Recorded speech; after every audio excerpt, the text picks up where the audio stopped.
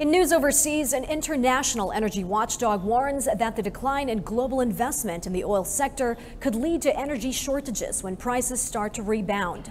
The International Energy Agency says energy investments have declined 20% in the past 3 years as oil profits fell. One analyst tells VOA that is a short-term recipe for long-term problems. Miller Sega reports.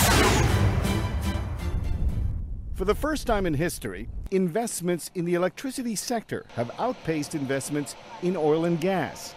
While that may inspire thoughts of electric vehicles and clean energy alternatives, Fox Business Network contributor Phil Flynn, author of the Energy Report, says via Skype that would be premature. And even if every driver over the next 30 years buys a hybrid car, the reality is we're still going to be using a lot of oil and gas, and that demand is only going to go higher over the next 10 to 25 years. Despite rapid growth in renewable energy, the International Energy Agency says fossil fuels still supply more than 80% of the world's energy needs.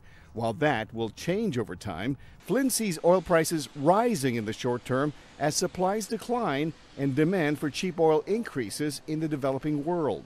I think by the end of the year, we could very easily be at $60 a barrel. We might even be higher under the right circumstances. Those circumstances have been far from ideal.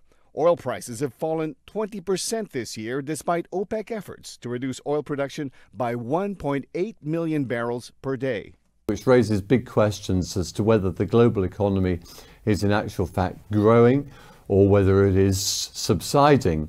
Analysts say weak global demand, combined with increased U.S. shale production, is likely to put some oil investments on hold for now. I just see no way, especially given the amount of production coming out of North America, the amount of export coming out of North America, particularly the United States, I just see no way that crude oil, either on the West Texas Intermediate or the Brent crude levels, will break out above their $45 to $55 range, and therefore that's going to keep energy stocks locked in. Flynn says that would be a mistake. We only have to go back a few years ago, back before the financial crisis in 2007 and 2008, oil was at $146 a barrel, and when the economy was hitting on all cylinders, we could barely keep up. And it will happen again, says Flynn. And when it does, he says many oil companies will miss out on the recovery, which he says may be just around the corner.